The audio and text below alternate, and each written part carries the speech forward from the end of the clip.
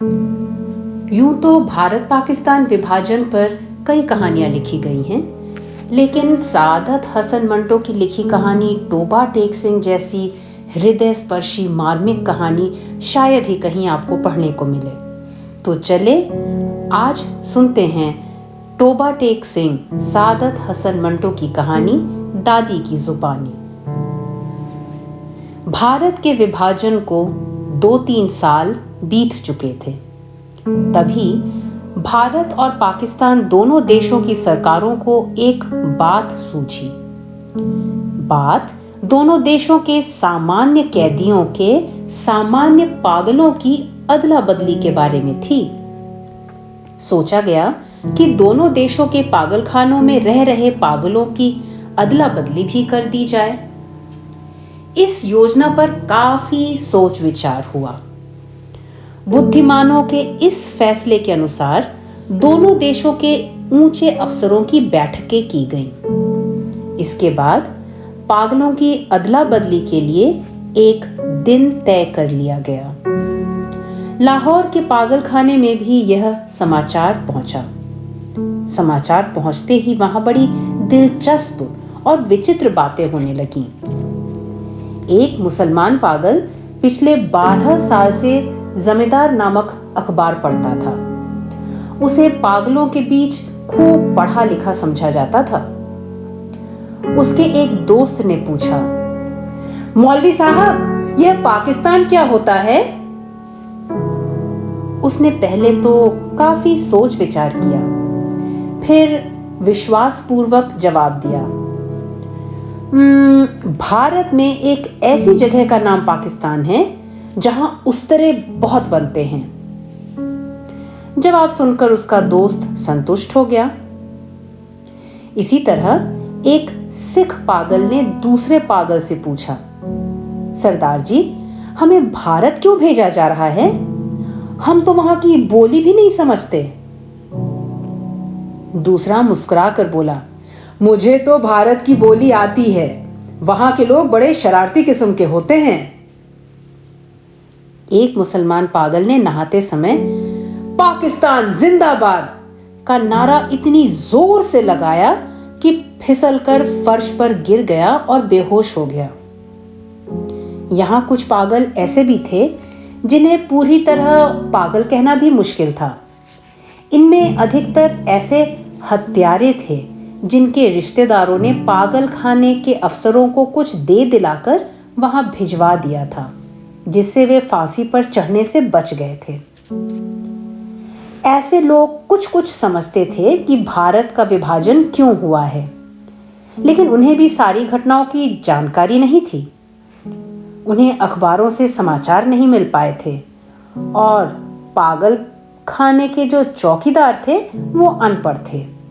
उन्हें सिर्फ इतना पता था कि एक आदमी मोहम्मद अली जिन्ना है, जिसे लोग कायदे आजम कहते हैं। उसने मुसलमानों के लिए पाकिस्तान नाम का नया देश बनाया है। यही कारण है कि इस तरह के पागल बड़ी मुश्किल में थे। उनके समझ में नहीं आ रहा था कि वे पाकिस्तान में हैं या भारत में। एक ने कहा, हम अब पाकिस्तान में हैं। दूसरे का कहना था, यह कैसे हो सकता है? कुछ दिन पहले तो भारत में ही थे। भारत पाकिस्तान और पाकिस्तान भारत का चक्कर कुछ ऐसा चला कि उसका पागलपन और बढ़ गया। झाड़ू मारता मारता वह अचानक पेड़ पर चढ़ गया। फिर एक मोटी सी डाल पर बैठकर लगातार 2 घंटे तक बोलता रहा। उसका भाषण भारत और पाकिस्तान की समस्या पर था। सिपाहियों ने उसे पेड़ से नीचे उतारने की कोशिश की, मगर वह पेड़ पर और ऊपर चढ़ गया। डराने धमकाने पर उसने अपना फैसला कुछ यूं सुनाया, मैं न भारत में रहना चाहता हूं न पाकिस्तान में। मैं तो अब इस पेड़ पर ही रहूंगा। समय बीतने पर उसका यह दौरा ठंडा पड़ गया तो वह पेड़ से नीचे उतर आया। फिर अपने हिंदू और सिख दोस्तों से गले मिलकर फूट फूट कर रोने लगा। यह सोचकर उसका दिल भर आया था कि यह सब उसे छोड़कर भारत चले जाएंगे। एक मुसलमान इंजीनियर अपने पागल साथियों से अलग थलग रहता था। वह एक कोने में चुपचाप रहता था। उसमें अचानक यह बदलाव आया कि उसने अपने कपड़े उतारकर पागल खाने के एक कर्मचारी को दे दिए, फिर नंग धड़ंग होकर बाग में दौड़ने लगा। एक मोटा मुसलमान था। वह मुस्लिम लीग का सक्रिय कार्यकर्ता रह चुका था। वह पागल खाने में एक दिन में 15-16 बार नहाता था। उसका नाम मोहम्मद अली था। उसने अपने जंगले के भीतर खड़े खड़े घोषणा कर दी कि वह कायदे आजम मोहम्मद अली जिन्ना है। उसकी यह घोषणा सुन एक सिख पागल मास्टर तारा सिंह बन गया। ऐसी हालत में उस जंगले में मारपीट होने से रोकी गई। इधर लाहौर का एक हिंदू वकील प्रेम में असफल होकर पागल हो गया था। जब उसे पता चला कि अमृतसर भारत में चला गया है तो वह बहुत दुखी हुआ। वह लड़की अमृतसर में रहती थी। वह पागलपन में भी उसे भूला नहीं था। इसलिए वह तमाम मुस्लिम नेताओं को गाली देता था कि दुष्टों ने साठ गांठ करके भारत के 2 टुकड़े कर दिए। उसकी प्रेमिका भारतीय बन गई और वह पाकिस्तानी। जब पागलों की अदला बदली की बात शुरू हुई तो वकील के साथी पागलों ने समझाया कि वह निराश ना हो, उसे भारत भेज दिया जाएगा, तब वह अपनी प्रेमिका से मिल सकता है। मगर वह लाहौर छोड़ने को तैयार नहीं था। उसका ख्याल था कि अमृतसर में उसकी वकालत नहीं चल पाएगी। पागलों के यूरोपीय वर्ग में 2 एंग्लो इंडियन पागल थे। जब उन्हें पता चला कि अंग्रेज भारत को आजाद करके चले गए तो उन्हें बड़ा दुख हुआ। वे छिपकर इस समस्या पर घंटों विचार करते। पागल खाने में अब उनकी क्या हैसियत होगी? यूरोपियन वार्ड रहेगा या बंद हो जाएगा? उन्हें डबल रोटी के बजाय रूखी सूखी चपाती के टिक्कड़ तो नहीं तोड़ने पड़ेंगे? एक सिख पागल पिछले 15 वर्षों से वहां था। वह हर समय कई तरह के शब्दों का प्रयोग करता था। ओपर दी, गड़बड़ दी, एनेक्सी दे, विद्याना दी, मूंग दी, दाल ऑफ दी लालटेन। वह न रात को सोता था न दिन में। पहरेदारों का कहना था कि वह पिछले 15 वर्षों में एक पल के लिए भी नहीं सोया था। कभी लेटता भी नहीं था। हाँ, कभी कभी दीवार पर टिककर खड़ा हो जाता था। इस तरह लगातार खड़े रहने से उसके पैरों में सूजन आ गई थी। पिंडलियां भी फूल गई थी। मगर इतनी तकलीफ होने पर भी वह भोजन नहीं करता था। भारत, पाकिस्तान और पागलों की अदला बदली के बारे में होने वाली हर बात को बड़े ध्यान से सुनता था। कोई उससे इस बारे में पूछता तो वह जवाब देता, ओपर दी, गड़बड़ दी, एनेक्सी दी, विद्याना दी, मूंग दी, दाल ऑफ पाकिस्तान गवर्नमेंट। पर बाद के दिनों में ऑफ दी पाकिस्तान गवर्नमेंट की जगह ऑफ दी टोबा टेक्सिंग ने ले ली। फिर उसने दूसरे पागलों से पूछना शुरू कर दिया, भाई ये टोबा टेक्सिंग कहाँ है? कहाँ का रहने वाला है? मगर किसी को भी पता नहीं था कि टोबा टेक्सिंग भारत में है या पाकिस्तान में। बताने की कोशिश करने वाले खुद उलझ जाते थे, क्योंकि सियालकोट पहले भारत में था, मगर सुना है अब वह पाकिस्तान में आ गया है। जो लाहौर आज पाकिस्तान में है, क्या पता वह कल भारत में चला जाए या सारा भारत ही पाकिस्तान बन जाए। सिख पागल के केश उलझ टूटकर बहुत छोटे रह गए थे। वह नहाता बहुत कम था। दाढ़ी और केश आपस में चिपक गए थे। उसकी शक्ल बहुत डरावनी हो गई थी, मगर 15 वर्षों के बीच उसने किसी से झगड़ा नहीं किया था। पागलखाने के पुराने कर्मचारी उसके बारे में सिर्फ इतना जानते थे कि टोबा टेकसिंग में उसकी कई जमीनें थीं। खाता पीता जमींदार था कि अचानक पागल हो गया। उसके रिश्तेदार उसे मोटी मोटी जंजीरों में बांधकर पागलखाने में भर्ती करा गए। रिश्तेदार लोग महीने में एक बार आते और हालचाल पूछकर चले जाते।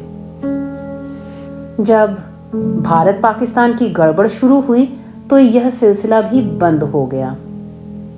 उसका नाम बिशन सिंह था, लेकिन सब उसे टोबा टेकसिंग कहकर पुकारते थे। उसे बिल्कुल पता नहीं था कि कौन सा दिन है, कौन सा महीना है या कितने बरस बीत चुके हैं। लेकिन हर महीने जब उसके सगे संबंधी मिलने आते तो उसे अपने आप पता चल जाता था।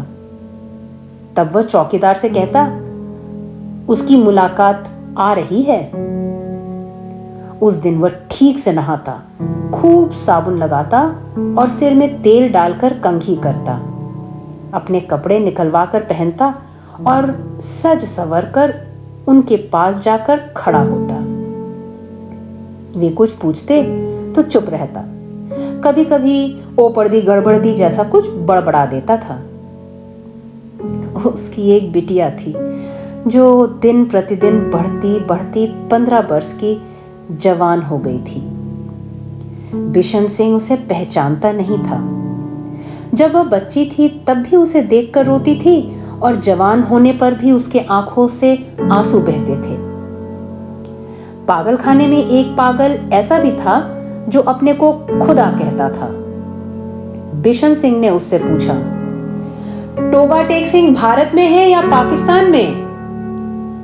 जवाब में उसने ठहाका लगाया और बोला, वह न अब भारत में है न पाकिस्तान में। उसने अभी तक इसका हुक्म जारी नहीं किया है। बिशन सिंह ने उससे अनुरोध किया, अब हुक्म दे ही दो ताकि झंझट खत्म हो जाए। मगर वह चुप रहा क्योंकि उसे और भी कई हुक्म देने थे। एक दिन बिशन सिंह उस पर बरस पड़ा। ऊपर दी गड़बड़ दी एनेक्स दी विद्याना दी मूंग दी दाल और वाहे गुरु दा खालसा एंड वाहे गुरु दी फतेह, जो बोले सो निहाल, सत श्री अकाल। शायद उसका मतलब था, तुम मुसलमानों के खुदा हो, सिखों के होते तो मेरी जरूर सुनते। अदला बदली से कुछ दिन पहले की बात है। टोबा टेकसिंग का एक मुसलमान जो बिशन सिंह का दोस्त था मुलाकात के लिए आया। इससे पहले वो कभी नहीं आया था। बिशन सिंह उसे देखकर वापस लौटने लगा। सिपाहियों ने उसे रोककर बताया, तुमसे मिलने आया है, तुम्हारा दोस्त फजलुद्दीन है। बिशन ने उसको देखा तो बड़बड़ाने लगा। फजलुद्दीन आगे बढ़ा और उसके कंधे पर हाथ रखकर बोला, तुमसे मिलने की बहुत दिनों से सोच रहा था, फुर्सत नहीं मिली। तुम्हारे सगे संबंधी ठीक ठाक भारत चले गए। तुम्हारी बेटी रूपकौर, कहते कहते वह रुक गया। बिशन सिंह कुछ याद करने लगा। बेटी रूपकौर? फजलुद्दीन ने बताया, हाँ वो भी ठीक है, उसके साथ ही चली गई थी। बिशन सिंह चुप था। फजलुद्दीन ने दोबारा कहना शुरू किया, उन्होंने कहा था कि तुम्हारी कुशलता पूछता रहूं। सुना है अब तुम भारत जा रहे हो। सबसे मेरा सलाम कहना और बहन अमृत कौर से भी। मेरे योग्य कोई सेवा हो तो कहना, हर समय तैयार हूं। वह बिशन सिंह के लिए कुछ खाने को लाया था। बिशन सिंह ने वह सब सिपाही को दे दिया। फिर फजलुद्दीन से पूछा, टोबा टेकसिंग कहाँ है? टोबा टेकसिंग? फजलुद्दीन ने आश्चर्य से देखा, फिर कहा, अरे वही है जहां था। भारत में या पाकिस्तान में? भारत में। नहीं नहीं, पाकिस्तान में। वो बौखला गया। बिशन सिंह बड़बड़ाता हुआ चला गया। ओ पड़दी गड़बड़ दी एनेक्स दी विद्या न दी मूंग दी दाल of the Pakistan and Hindustan of the दुरफिटे मुंह। अदला बदली की तैयारी पूरी हो चुकी थी। आने जाने वाले पागलों की सूची बन चुकी थी। तारीख भी पक्की थी। कड़ाके की सर्दी पड़ रही थी। लाहौर के पागल खाने के हिंदू सिख पागलों से भरी गाड़ियां पुलिस की टुकड़ी के साथ चल पड़ी। कई अफसर भी साथ थे। वाघा सीमा पर दोनों ओर से अधिकारी आपस में मिले। शुरुआती कार्रवाई के बाद अदला बदली शुरू हो गई जो रात भर चली। पागलों को लारियों से निकालकर दूसरे अफसरों को सौंपना सचमुच कठिन काम था। पहले तो बाहर निकालना कठिन, फिर उन्हें संभालना और भी कठिन। बाहर निकलते ही पागल इधर उधर भाग जाते थे। नंगों को कपड़े पहनाए जाते तो वो उन्हें फाड़कर शरीर से अलग कर लेते। कोई गाता तो कोई गालियां देता, कोई झगड़ता, कोई रोता और कोई बकता। पागल स्त्रियों का हंगामा अलग था। अधिकतर पागल यह अदला बदली नहीं चाहते थे। वे समझ नहीं पा रहे थे कि उन्हें यहां से क्यों हटाया जा रहा है। कुछ थे जो पाकिस्तान जिंदाबाद का नारा लगा रहे थे। कुछ को हिंदुओं और सिखों का यह नारा सुनकर गुस्सा आ रहा था। आपस में झगड़ा होते होते बचा। अब बिशन सिंह की बारी आई। उसे दूसरी तरफ भेजने के लिए अधिकारी लिखा पढ़ी करने लगे। उसने अधिकारियों से पूछा, टोबा टेक सिंह कहां है, भारत में या पाकिस्तान में? अधिकारी हंसते हुए बोला, पाकिस्तान में। यह सुनकर बिशन सिंह हटा और अपने साथियों से जा मिला। पाकिस्तानी सिपाहियों ने उसे पकड़ लिया। वे उसे दूसरी तरफ ले जाने लगे, मगर उसने जाने से इनकार कर दिया। बिशन सिंह जोर जोर से चिल्लाने लगा, ओ पड़दी गड़बड़ दी एनेक्स दी विद्या दी मूंग दी दाल ऑफ टोबा टेक सिंह एंड पाकिस्तान। सिपाहियों ने बताया, देखो टोबा टेक सिंह अब भारत में चला गया है। अगर नहीं गया है तो थोड़ी देर में चला जाएगा। मगर वह माना नहीं। जब उसे बलपूर्वक दूसरी ओर ले जाने की कोशिश हुई, वह बीचों बीच अपनी सूजी हुई टांगों पर खड़ा हो गया, कुछ ऐसे जैसे दुनिया की कोई ताकत उसे वहां से हिला नहीं सकती। फिर सिपाहियों ने उसे वहां से हटाने की कोशिश ही छोड़ दी। सूरज निकलने से पहले खामोश खड़े हुए बिशन सिंह के गले से चीख निकली। इधर उधर के अफसर दौड़े दौड़े आए। उन्होंने देखा कि 15 बरस तक अपनी टांगों पर खड़ा रहने वाला बिशन सिंह औंधे मुंह पड़ा था। उधर कांटेदार तारों के पीछे पाकिस्तान था और बीच के जमीन के अनाम टुकड़े पर टोबा टेक सिंह पड़ा था।